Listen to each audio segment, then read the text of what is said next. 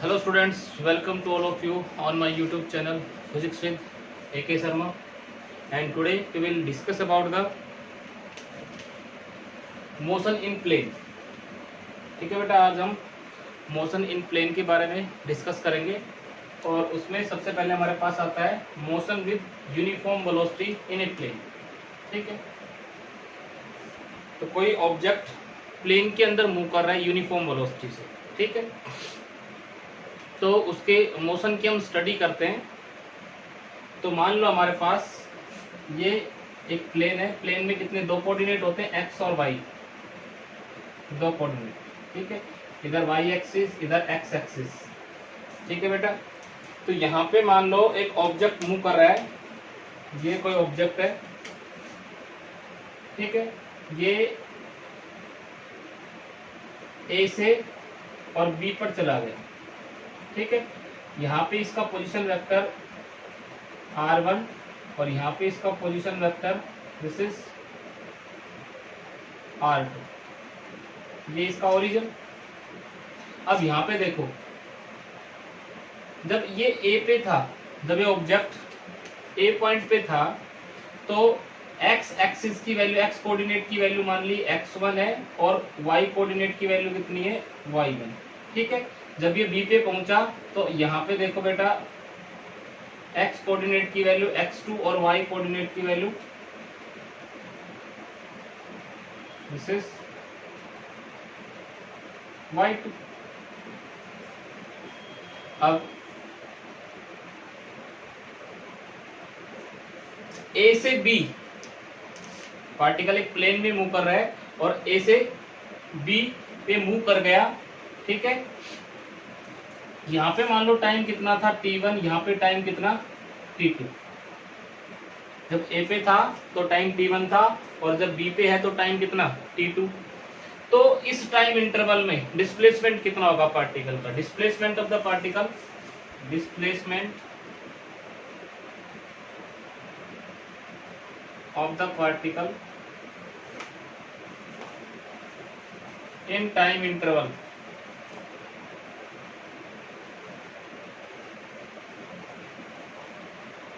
T2 minus T1। ठीक है, तो बेटा डिस्प्लेसमेंट कौन सा होगा, ए बी वेक्टर। तो ए बी वेक्टर हम निकाल सकते हैं applying triangular law of vector addition.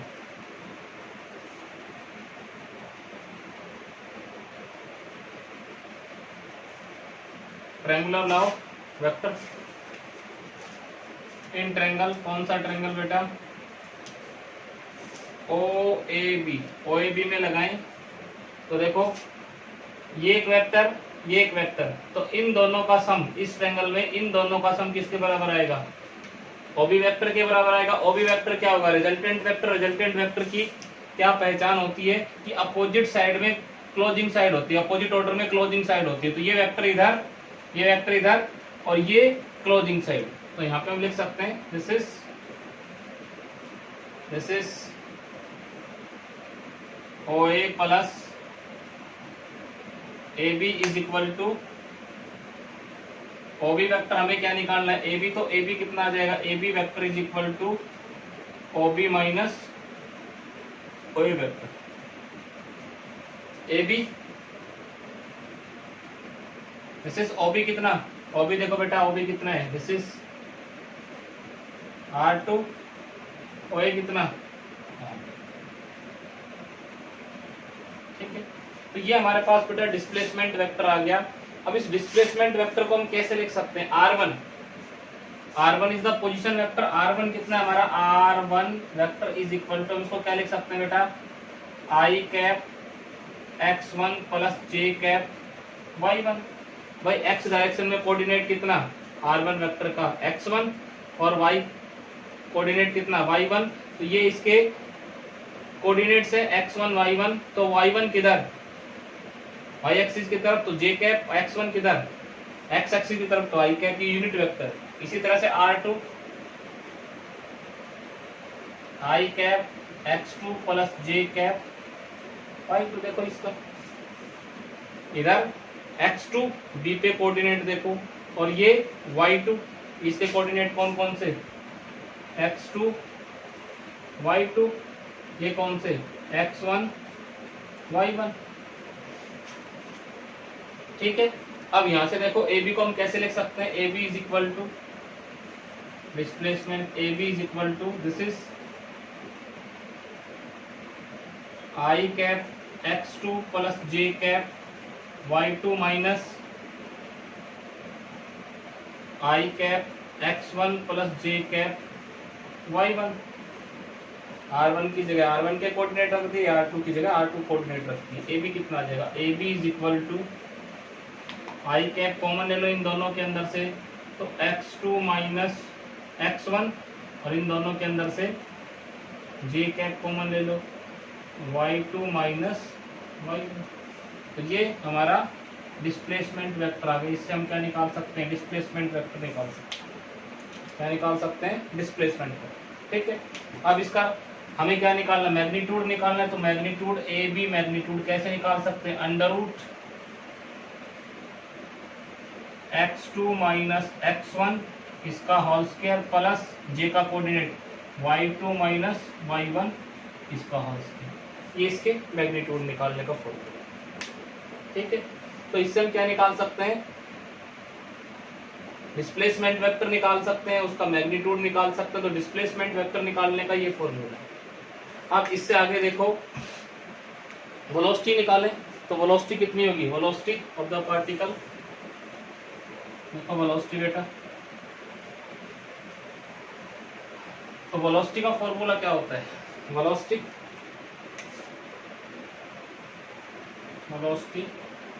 Of the particle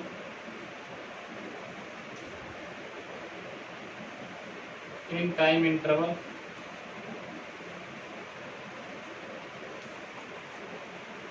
t2 minus t1 क्या आएगा, v is equal to displacement upon time r2 minus r1, और टाइम कितना t2 माइनस t1। ठीक है, ये हमारे पास क्या आ गई, वेलोसिटी आ गई। अब वेलोसिटी देखो v t2 minus t1 is equal to r2 minus r1, ऐसे लिख सकते हैं। इसको इधर मल्टीप्लाई कर दिया, क्रॉस मल्टीप्लाई। अब वेलोसिटी का भी दो कंपोनेंट भी प्लेन में है, तो एक कंपोनेंट x एक्सिस की तरफ होगा, एक कंपोनेंट y एक्सिस की तरफ होगा। तो x एक्सिस की तरफ हम क्या लिख सकते हैं, I cap vx plus J cap vy t2 minus t1 is equal to r2 minus r1। ठीक है, ये वेलोसिटी के दो कंपोनेंट है, ये x एक्सिस की तरफ कंपोनेंट है, ये y एक्सिस की तरफ कंपोनेंट है। अब हम मान लें let t1 is equal to 0 and t2 is equal to t। भाई यहाँ से हम a से टाइम को काउंट करना स्टार्ट करते हैं, तो इसको t1 को 0 रख दिया, t2 क्या रख दिया t, और r2 is equal to r and r1 is equal to r0। ठीक है, इसको r0 मान लिया और r2 को हमने क्या मान लिया r। तो इक्वेशन हमारी क्या बन जाएगी, this is I cap vx plus J cap vy is equal to multiply by t minus 0 r minus r0।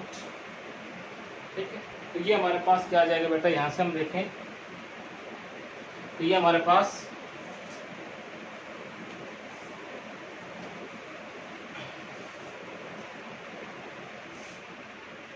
I cap V X T plus J cap V Y T multiply कर दिया T को अंदर, यहाँ पे this is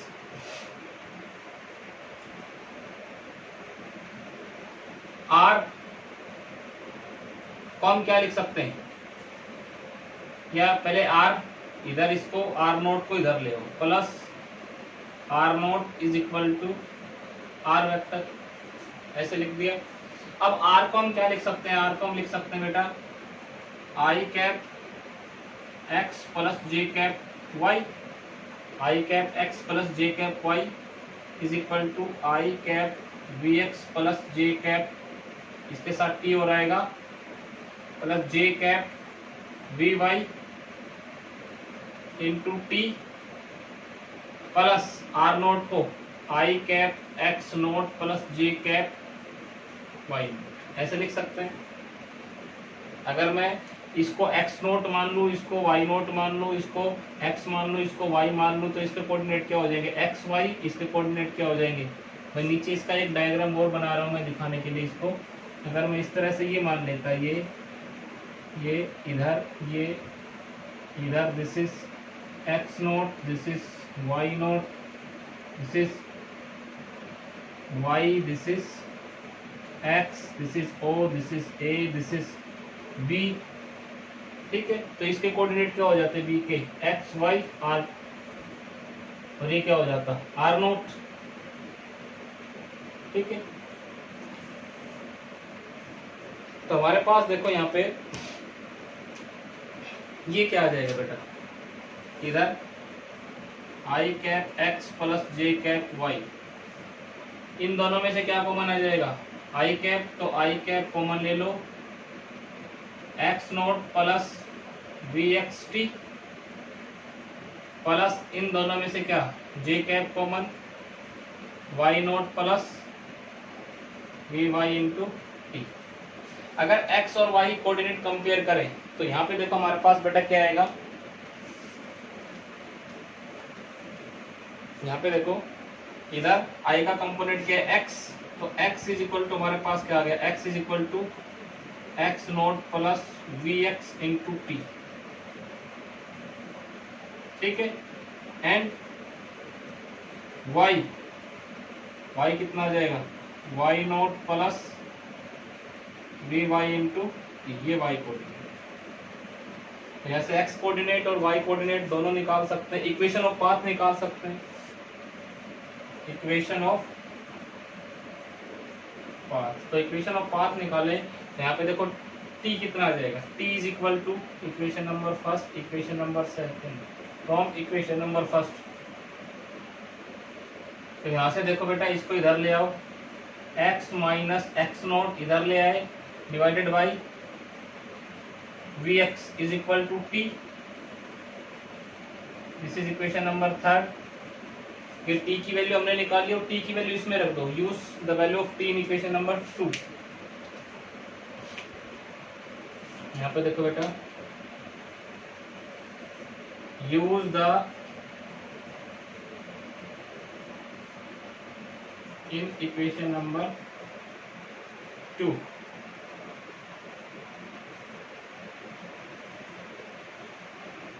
तो x की value इसमें use करो तो y कितना आ जाएगा, y is equal to Y nought plus V Y, और यहाँ पे देखो क्या आ जाएगा, this is x minus X nought upon V X, और this is the equation of straight line, this is equation of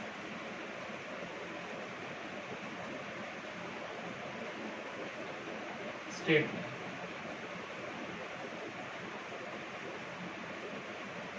तो बेटा पाथ कैसा है हमारे ऑब्जेक्ट का, स्ट्रेट लाइन, तो पाथ कैसा आएगा इसका, स्ट्रेट लाइन, ठीक है। तो ये इस तरह से हम इक्वेशन ऑफ मोशन निकाल सकते हैं ऑब्जेक्ट की। पहले टाइम निकाल लिया हमने, कितना टाइम लगा, और फिर y कोऑर्डिनेट के अलोंग जो हमारे पास इक्वेशन है उसके अंदर ये वैल्यू रख दी t की, तो ये हमारे पास इक्वेशन ऑफ पाथ आ जाएगी, ठीक है। अब इससे आगे देखिए, uniform accelerated motion in plane, ठीक है, uniformly accelerated motion in plane.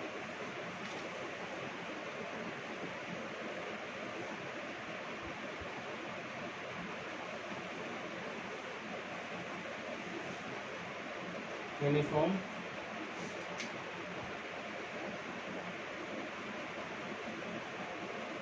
Accelerated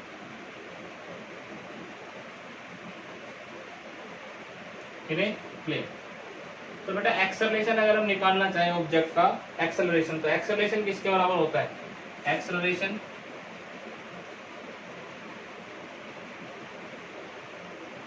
of the object in time interval t2 minus t1। इस टाइम इंटरवल में हम ऑब्जेक्ट का क्या निकालना चाहें? एक्सेलरेशन निकालना चाहें। तो एक्सेलरेशन क्या होता है बेटा? a is equal to change in velocity v2 minus v1 divided by t2 minus t1, यही होगा।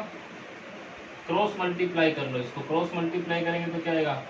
a t2 minus t1 is equal to v2 minus v1। अब हम क्या करें कि t1 को क्या मान ले? 0 मान ले। If t1 is equal to 0 and t2 is equal to t, v2 is equal to v and v1 is equal to u, initial velocity. v2 को फाइनल वेलोसिटी मान लिया, v1 को इनिशियल वेलोसिटी u से represent कर दे, तो क्या होगा हमारे पास? तो यहाँ पे रखें a, यहाँ पे t minus 0 is equal to v minus u लिख सकते हैं बेटा ऐसे। अब देखो इनके कोऑर्डिनेट रखो प्लेन के अंदर, इसके दो कोऑर्डिनेट, एक्सेलरेशन क्या है? वेक्टर क्वांटिटी है, तो ये क्या होगा? i cap ax plus j cap ay into T, और v i cap vx plus j cap vy, इसके भी दो कोऑर्डिनेट होंगे, minus i cap ux plus j cap uy, इसके भी दो कोऑर्डिनेट होंगे। जो भी वेक्टर क्वांटिटी है सभी के दो कोऑर्डिनेट होंगे, किसके अंदर? प्लेन के अंदर। अब यहां से देखो, यहां से इसको देखो, इसको इधर ले आओ, ये यहां से हम लिखें इसको i cap ax plus j cap ay, t इसके साथ में मल्टीप्लाई कर दो, i cap ax t plus ay t, इसको इधर ले आओ माइनस वाली टर्म को, माइनस प्लस हो जाएगा इधर आकर के i cap ux plus j cap uy is equal to, इधर क्या बच गया? i cap vx plus j cap vy। इस टर्म को उठा करके इधर ले आए, t को इसके साथ मल्टीप्लाई कर दिया। तो यहाँ पे देखो i कॉमन ले लो, तो i कॉमन लेंगे तो इसमें और इसमें से i कॉमन आएगा, तो i cap ux plus axt plus j cap common ले लो इन दोनों के अंदर से, uy plus ayt, i cap vx plus j cap vy, दोनों के अलग अलग i कैप और j कैप के जो कोऑर्डिनेट्स हैं उनको क्या कर लो? कंपेयर कर लो। यहाँ पे देखो i के साथ क्या है? vx, यहाँ पे क्या है? So vx is equal to ux plus axt, और यहाँ पे vy is equal to uy ay into T. तो किसी भी टाइम अगर x एक्सिस के अलोंग वेलोसिटी में फाइंड आउट करनी है तो उसके लिए हमारे पास ये इक्वेशन होगी, और y एक्सिस के अलोंग वेलोसिटी में निकालनी है तो उसके लिए ये इक्वेशन है। ठीक है, तो दोनों इक्वेशन हमने यहाँ पे फाइंड आउट कर लिए हैं। अगर यहाँ पे देखो एक्सेलरेशन, यहाँ पे एक चीज और देखें हम, अगर एक्सेलरेशन का मैग्नीट्यूड निकालना चाहें तो अंडर रूट क्या आ जाएगा? ax square plus ay square. A के दो कोऑर्डिनेट कौन कौन से? ax ay। इसी तरह से v का अगर मैग्नीट्यूड निकालना चाहें तो v का magnitude this is vx square plus vy square. तो ये इक्वेशन कब लगेगी? जब x एक्सिस के अंदर हमें वेलोसिटी चाहिए, x कोऑर्डिनेट चाहिए वेलोसिटी का, और ये इक्वेशन कब लगेगी? जब वेलोसिटी का y कोऑर्डिनेट हमें चाहिए। ठीक है, अब इसे नेक्स्ट देखो, equation for displacement of the particle.